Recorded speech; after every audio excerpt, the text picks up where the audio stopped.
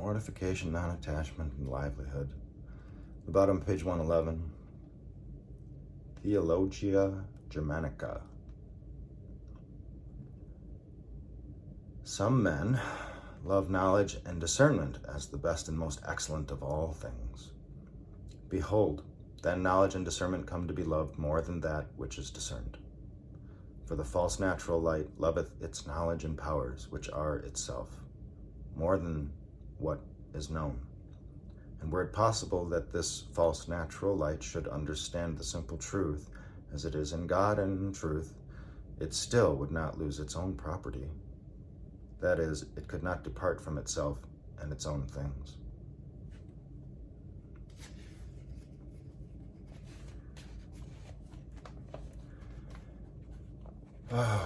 So, action.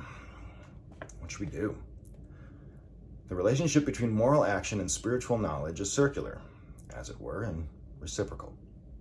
Selfless behavior makes possible an accession of knowledge, and the accession of knowledge makes possible the performance of further and more genuine selfless actions, which in their turn enhance the agent's capacity for knowing. And so on, if all goes well, and there is a perfect docility and obedience, indefinitely. The process is summed up in a few lines of the Maitreya Upanishad. A man undertakes right action, which includes, of course, right recollectedness and right meditation, and this enables him to catch a glimpse of the self that underlies his separate individuality. Having seen his own self as the self, he becomes selfless, and therefore acts selflessly. And in virtue of selflessness, he is to be conceived as unconditioned. This is the highest mystery, betokening emancipation. Through selflessness, he has no part in pleasure or pain. In other words, he enters a state of non-attachment or holy indifference, but achieves absoluteness, or as Albert Magnus phrases it, becomes immutable and arrives at that true life which is God himself. When mortification is perfect, its most characteristic fruit is simplicity. And grow, G-R-O-U. So, in regards to simplicity, a simple heart will love all that is most precious on earth, husband or wife, parent or child, brother or friend, without marring its singleness. External things will have no attraction save inasmuch as they lead souls to him, it. All exaggeration or unreality, affectation and falsehood must pass away from such a one, as the dew dries up before the sunshine. The single motive is to please God, and hence arises total indifference as to what others say and think, so that words and actions are perfectly simple and natural, as in his sight only. Such Christian simplicity is the very perfection of interior life, God, his will and pleasure, its sole object.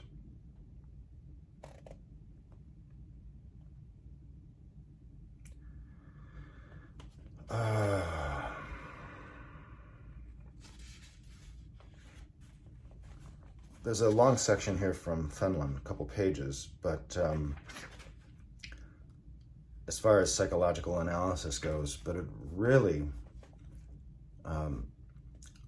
gets summed up on page 114, the process. The first step, then, is for the soul to put away outward things and look within, so as to know its own real interest. So far all is right and natural. Thus much is only a wise self-love which seeks to avoid the intoxication of the world.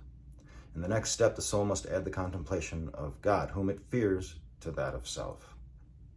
This is a faint approach to the real wisdom, but the soul is still greatly self-absorbed. It is not satisfied with fearing God. It wants to be certain that it does fear him, and fears lest it fear him not, going round in a perpetual circle of self-consciousness. All this restless dwelling on self is very far from the peace and freedom of real love. but that is yet in the distance. The soul must needs go through a season of trial, and were it suddenly plunged into a state of rest, it would not know how to use it. And thus comes the dark night of the soul, or dark night of the ego. The third step is that, ceasing from a restless self-contemplation, the soul begins to dwell upon God instead, and by degrees forgets itself in him. It becomes full of him and ceases to feed upon self. Such a soul is not blinded to its own faults or indifferent to its own errors. It is more conscious of them than ever, and increased light shows them in plainer form. But this self-knowledge comes from God, and therefore it is not restless or uneasy.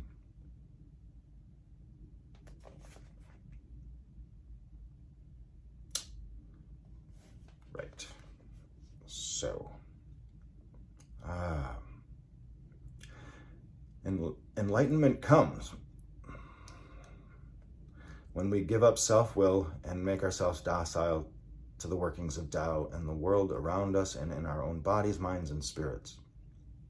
Sometimes the Taoist philosophers write as though they believed in Rousseau's noble savage, and being Chinese and therefore much more concerned with the concrete and the practical than with the merely speculative, they are fond of prescribing methods by which rulers may reduce the complexity of civilization and so preserve their subjects from the corrupting influences of man-made and therefore Tao-eclipsing conventions of thought, feeling, and action.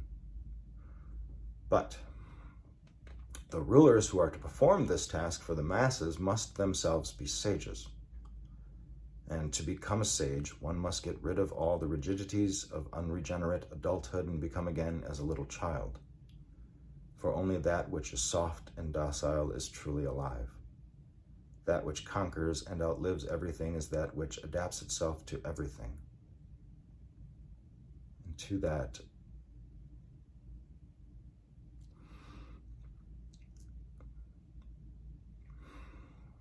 you can't transcend what you don't allow.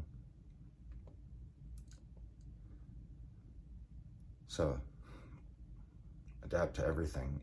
That which always seeks the lowest place, not the hard rock, but the water that wears away the everlasting hills. The simplicity and spontaneity of the perfect sage are the fruits of mortification. Mortification of the will, and by recollectedness, and meditation of the mind. Only the most highly disciplined artist can recapture on a higher level the spontaneity of a child with its first paint box. Nothing is more difficult than to be simple. Furthermore, definition of mortification. Mortification may be regarded in this context as the process of study by which we learn at last to have unstudied reactions to events, reactions in harmony with Tao, suchness, the will of God.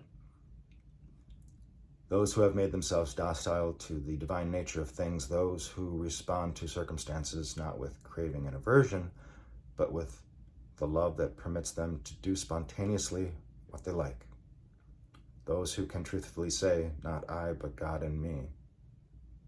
Such men and women are compared by the exponents of the perennial philosophy to children, to fools and simpletons, even sometimes, as in the following passage, to drunkards. Cheng Tzu. A drunken man who falls out of a cart, though he may suffer, does not die. His bones are the same as other people's, but he meets his accident in a different way. His spirit is in a condition of security. He is not conscious of riding in the cart, neither is he conscious of falling out of it. Ideas of life, death, fear, and the like cannot penetrate his breast, and so he does not suffer from contact with objective existence. If such security is to be got from wine, how much more is it to be got from God? It is by long obedience and hard work that the artist comes to unforced spontaneity and consummate mastery, knowing that he can never create anything on his own account out of the top layer, so to speak, of his personal consciousness. He submits obediently to the workings of inspiration. and knowing that the medium in which he works has its own self-nature, which must not be ignored or violently overridden, he makes himself its patient servant, and in this way achieves perfect freedom of expression.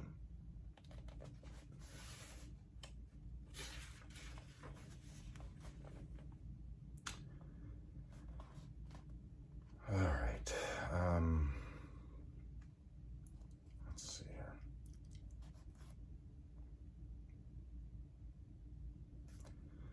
All right.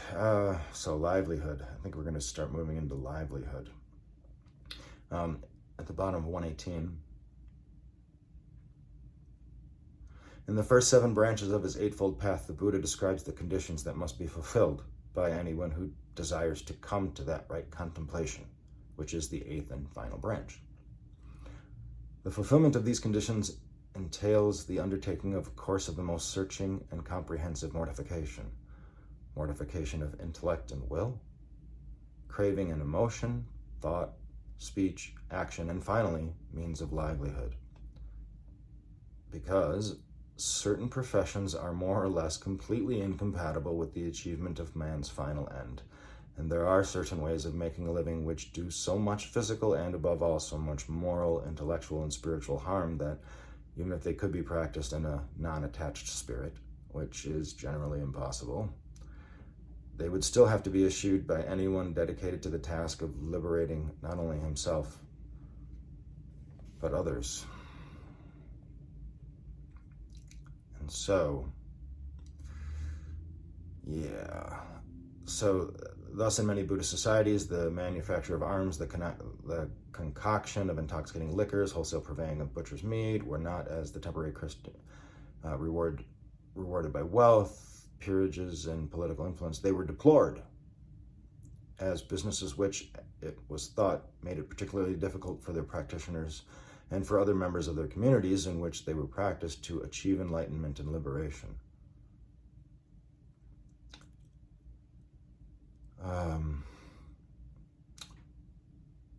So, for the Quakers, soldiering was and is a form of wrong livelihood. War being, in their eyes, anti-Christian, not so much because it causes suffering as because it propagates hatred. Because it causes suffering as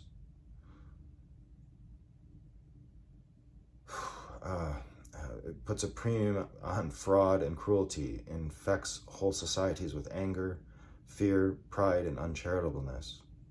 Such passions eclipse the inner light, and therefore the wars by which they are aroused and intensified must be regarded, whatever their immediate political outcome, as crusades to make the world safe for spiritual darkness.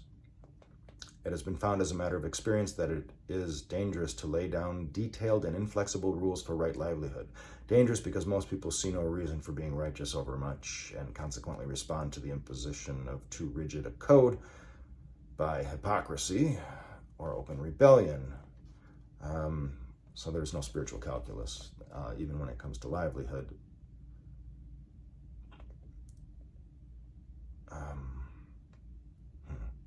So love God with all one's heart, strength, and mind, and one's neighbor as oneself.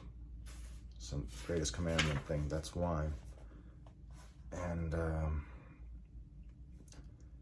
all right. So you want to be effective and affective. A genuine poverty of spirit is possible even in those who are not effectively poor. It will be seen then that the problems of right livelihood, insofar as they lie outside the jurisdiction of the common moral code, are strictly personal. The way in which any individual problem presents itself and the nature of the appropriate solution depend upon the degree of knowledge, moral sensibility, and spiritual insight achieved by the individual concerned. For this reason, no universally applicable rules can be formulated except in the most general terms. Here are my 3 treasures, says Lao Tzu. Guard them, guard and keep them. The first is pity, the second frugality, and the third refusal to be foremost of all things under heaven.